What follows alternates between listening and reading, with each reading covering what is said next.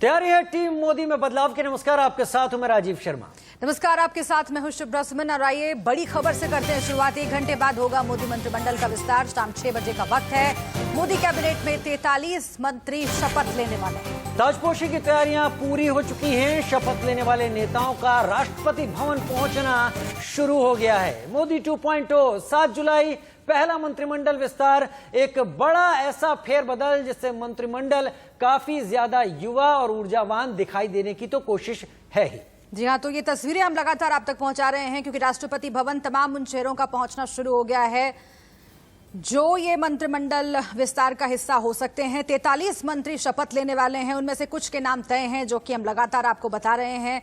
कई राज्यों के भीतर सुगबुगाहट इस बात की भी है कि आपस में खींचतान हो रही है, वो सब हम आपको बताएंगे। लेकिन सबसे महत्वपूर्ण ये तस्वीरें, क्योंकि अब से कुछ देर बाद यहाँ पर जमावड़ा भी आपको दिखाई देगा और एक एक करके जो नेता हैं, जो सांसद हैं, उनके पहुंचने का सिलसिला शुरू हो गया है। रायसीना हिल्स पर इस वक्त नॉर्थ और साउथ ब्लॉक के ठीक बीच बैरिकेडिंग पुलिस ने की हुई है। केवल वही लोग आगे जा सकते हैं जिनके पास आवश्यक मंजूरी होगी और यही वो रास्ता है जहां से तमाम लोग राष्ट्रपति भवन की तरफ आगे बढ़ेंगे।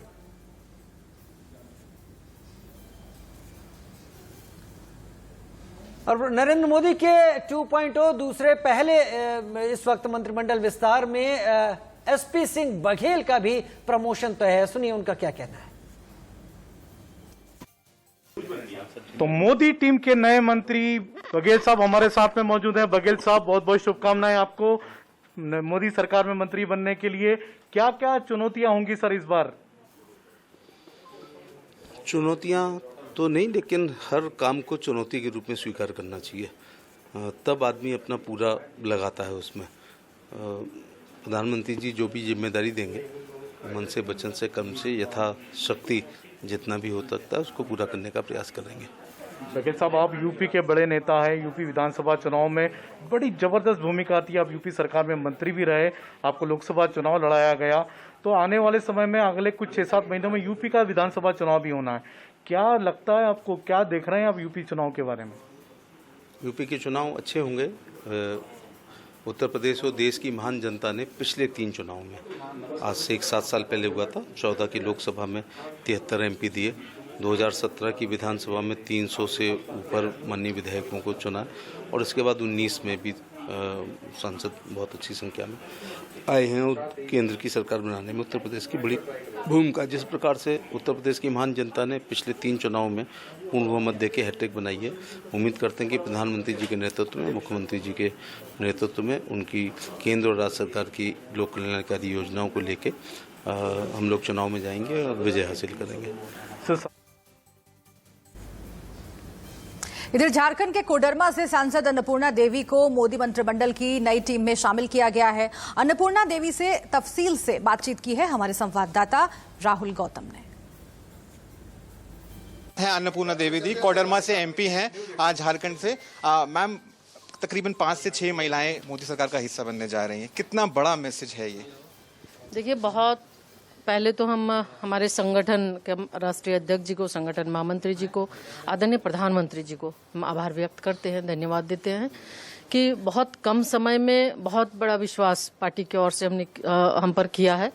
तो निश्चित रूप से पार्टी के विश्वास पे खरा उतरने का प्रयास करेंगे।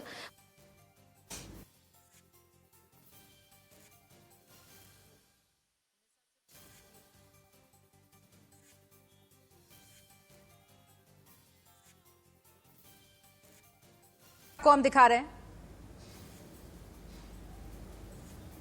इस कैबिनेट है, आपको एडमिनिस्ट्रेशन का भी तजुर्बा है, आपने बिहार के अंदर सर्व भी किया है। मैं आपसे ये समझना चाहूँगा, आप एक ऐसे स्टेट चाहते हैं जिसको बैकवर्ड समझा जाता था कुछ टाइम तक।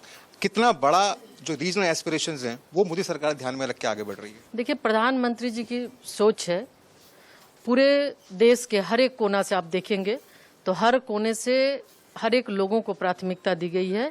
और निश्चित रूप से इनका जो सोच है कि हिंदुस्तान के अंदर कोई भी कोना अछूता, विकास से अछूता ना रहे, इसी को दृष्टिगत रखते हुए अभी ये जो मंत्रिमंडल का भी विस्तार हो रहा है, निश्चित रूप से कहीं न कहीं इसको दृष्टिगत रखा गया। आखिरी सवाल आपसे, आई एम श्योर आप खुश तो होंगी, लेकिन रिस्पॉन्सिबिलिटी जो है आपको क्या चैलेंजेस आपको लगते हैं कि जो आपको आने पड़ेंगे आने टाइम? देखिए, ये बात सही है, चैलेंजेस है, लेकिन हमने कहा पहले ही कि सरकार और हमारे संगठन की ओर से जो विश्वास जताया है, मेरा पूरा प्रयास होगा ईमानदारी के साथ उस विश्वास पर खरा उतरना।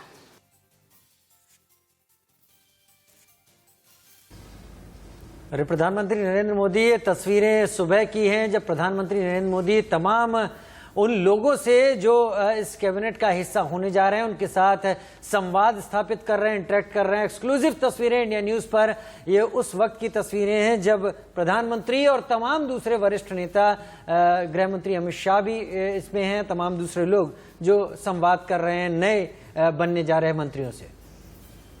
बिल्कुल, प्रधानमंत्री नरेंद्र मोदी पहले भी कई संदेश दे चुके हैं। जब शपथ ग्रहण हुआ था 2019 में, आप याद कीजिए, तब भी एक संबोधन उन्होंने दिया था और कई नसीहतें भी तमाम मंत्रियों को, सांसदों को दी थी और खासतौर से कहा था कि छपास और दिखास से दूर रहिए।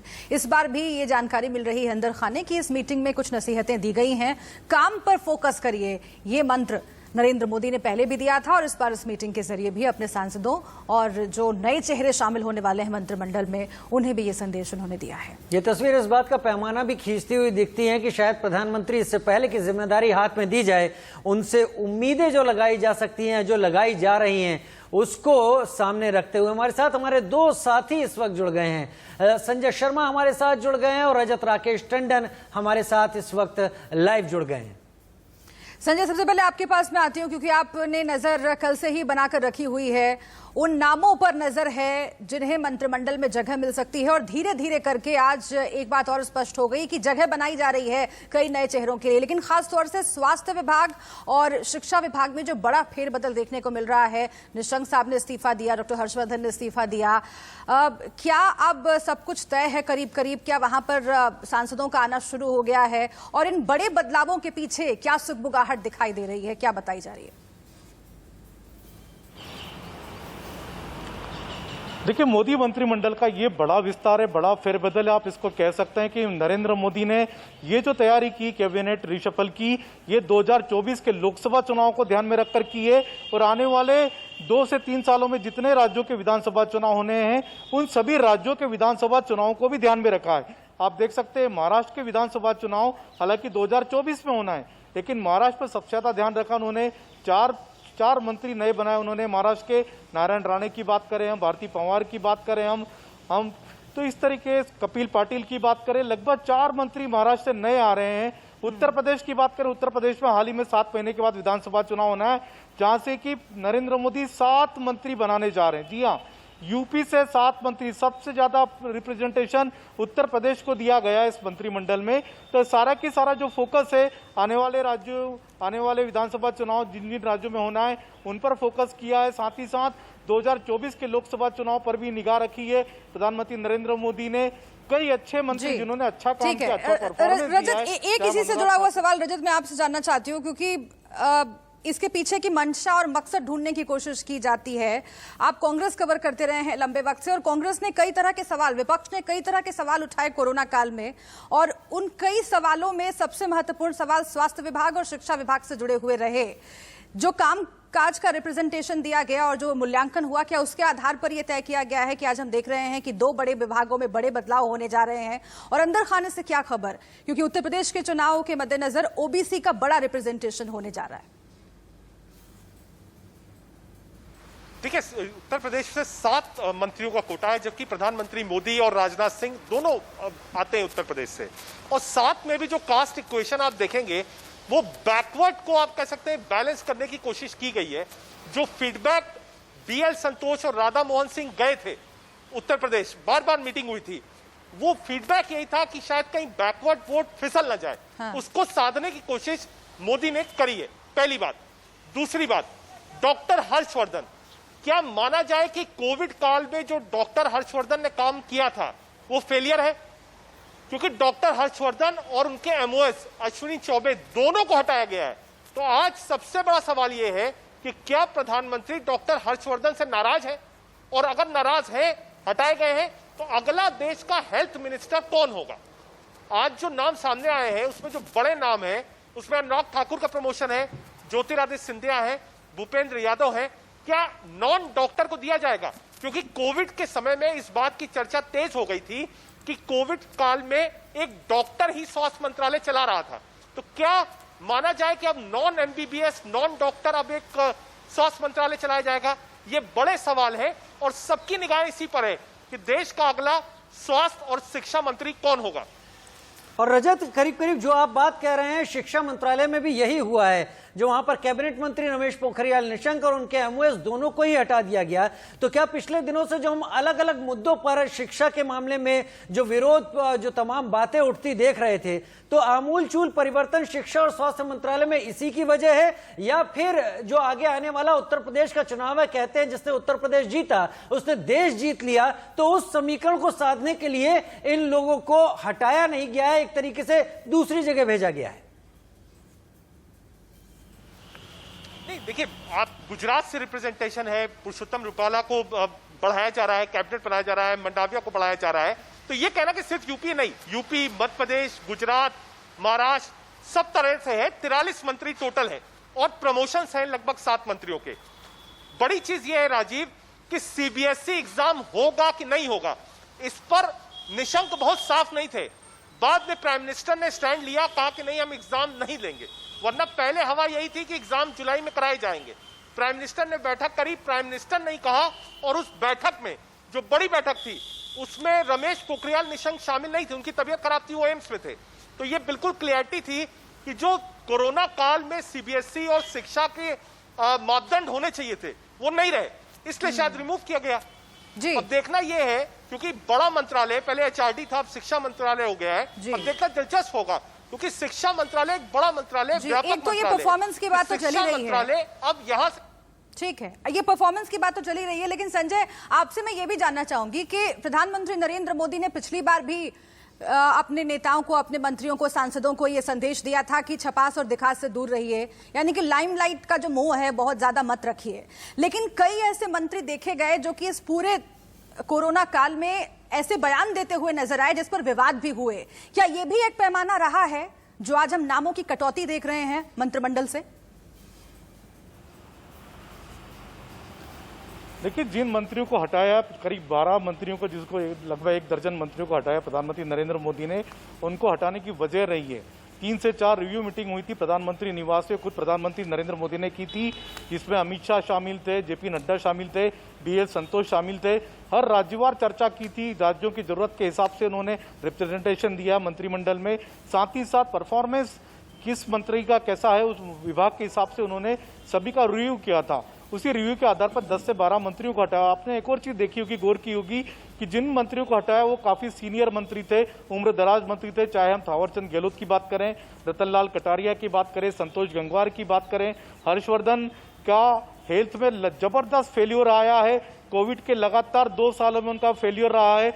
हम अगर बात करें इंफ्रास्ट्रक्चर की, हेल्थ के इंफ्रास्ट्रक्चर पूरी तरीके से नाकाम रहे उसको बढ़ाने में देश में, साथ ही साथ रेमडेसिविर ब्लैक में भी किए, कई सारी चीजें ऐसी हुई, ऑक्सीजन ब्लैक में भी किए, देश में कई जगह पर मारामारी रही है, वैक्सीन को लेकर के भी ऐसी नाराजगी रही कि लगातार सब लोग प्रधानमंत्री नरेंद्र मोदी पर अटैक करते हैं। अभी तक दिल्ली सरकार प्रधानमंत्री नरेंद्र मोदी पर सीधे अटैक करती है, वैक्सीन को लेकर के राहुल गांधी अटैक करते हैं।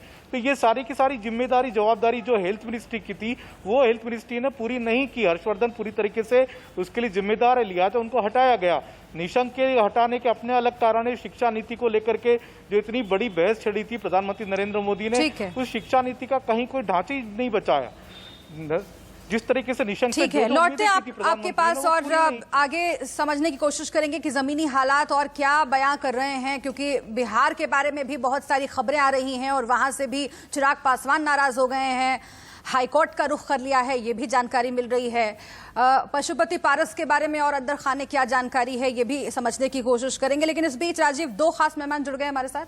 जी हाँ, वीरेंद्र बब्बर हमारे साथ जुड़ गए हैं बीजेपी से, और हमारे साथ ईशान त्यागी कांग्रेस से इस वक्त जुड़ गए हैं। वीरेंद्र बब्बर साहब, पहला सवाल हम आपसे ही ले लेते हैं। वैसे भी अब ज्यादा वक्त नहीं बचा है, तकरीबन 50 मिनट के करीब का वक्त है, और जो तमाम चीजें अब तक हम डिस्कस कर रहे हैं, चर्चा कर रहे हैं, इस उम्मीद में कि प्रधानमंत्री नरेंद्र मोदी हमेशा उनका एक मैसेजिंग स्टाइल है, दरअसल वो जो कर रहे होते हैं उससे कहीं आगे का कोई मैसेज दे रहे होते हैं। लेकिन इससे पहले कि ये मैसेज आगे जाता, बिहार से इस वक्त तस्वीरें आ रही हैं, माफी चाहूंगा वीरेंद्र बब्बर साहब, तस्वीरें आ रही हैं, प्रधानमंत्री नरेंद्र मोदी इस वक्त तमाम अपने उन मंत्रियों के साथ दिख रहे हैं जो कि इस कैबिनेट विस्तार का अंग हो सकते हैं। बिल्कुल, ये तस्वीरें अब आनी शुरू हो गई हैं। इससे पहले ये मीटिंग की तस्वीरें हैं, लेकिन अभी की तस्वीरें, लाइव तस्वीरें हम आपको दिखा रहे थे और जैसे जैसे और लाइव तस्वीरें आएंगी हम आपके सामने रखेंगे, क्योंकि वहां पर तमाम जो सांसद हैं वो पहुंच चुके हैं और धीरे धीरे और भी सांसद पहुंच रहे हैं और खासतौर से उन चेहरों का सबको इंतजार है जो कि नए चेहरे हैं, इस मंत्रिमंडल का हिस्सा रहेंगे। हम सीधा रुख कर रहे हैं अपने मेहमानों का। वीरेंद्र बब्बर साहब, राजीव आपसे सवाल पूछ रहे थे प्रधानमंत्री नरेंद्र मोदी के स्टाइल को लेकर। ठीक है, वीरेंद्र बब्बर जी के पास हम जाएंगे, लेकिन ईशान त्यागी हमारे साथ इस वक्त जुड़े हुए हैं। ईशान, प्रधानमंत्री नरेंद्र मोदी अपने मंत्रिमंडल का दूसरे कार्यकाल का पहला विस्तार करने जा रहे हैं। कांग्रेस लगातार सवाल उठाती रही है तमाम चीजों को लेकर, महिलाओं के प्रतिनिधित्व को लेकर, दलित और ओबीसी को लेकर, और इस बार ऐसी खबरें आ रही है कि प्रधानमंत्री अपने जो कैबिनेट विस्तार है उसमें एक अच्छा खासा प्रतिनिधित्व दे रहे हैं, महिलाओं को भी, अल्पसंख्यकों को भी, दलित ओबीसी को भी। तो कांग्रेस किस तरीके से ले रही है प्रधानमंत्री की इस सरकार के इस विस्तार को लेकर? मेरे को आपने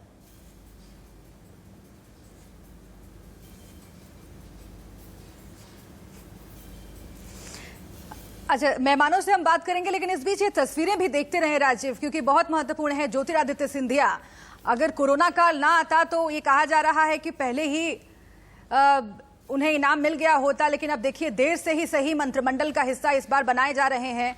पहले मंत्रिमंडल विस्तार में जिन चेहरों को जगह मिल रही है उनमें से कुछ चेहरे आप देख रहे हैं, और सबसे चर्चा में रहने वाले चेहरों में ज्योतिरादित्य सिंधिया का नाम शामिल है, क्योंकि कांग्रेस छोड़कर जब बीजेपी में आए थे उसी वक्त से ये कयास लगाने शुरू हो गए थे कि एक बड़ी जिम्मेदारी ज्योतिरादित्य सिंधिया को दी जा सकती है, और महाकाल का दर्शन भी उन्होंने राजीव किया था और तभी ये स्पष्ट हो गया था कि उनकी सीट तो पक्की है। उनकी सीट पक्की है और इसमें कोई शक भी नहीं था। लगातार उम्मीदें थी जिस बड़े फ्रैक्शन को लेकर वो बीजेपी के। वीरेंद्र बब्बर हमारे साथ बीजेपी की ओर से जुड़ रहे हैं। वीरेंद्र बब्बर साहब, प्रधानमंत्री मोदी के स्टाइल के बारे में बात की जा रही थी, लेकिन अभी हम अपने संवाददाताओं से बात कर रहे थे और ये भी अंदर खाने से खबरें हैं कि ये बड़े बदलाव जो शिक्षा विभाग में और स्वास्थ्य विभाग में करने पड़ रहे हैं उसकी वजह यह है कि परफॉर्मेंस ठीक नहीं था, नाराजगी बहुत ज्यादा थी। उसी नाराजगी की वजह से क्या डॉक्टर हर्षवर्धन और निशंक साहब को इस्तीफा देना पड़ा?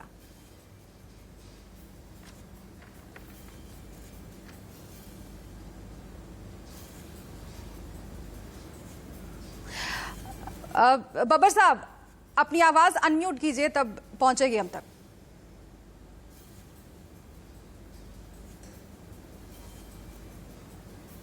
जी, अनम्यूट कीजिए सर अपने आप को।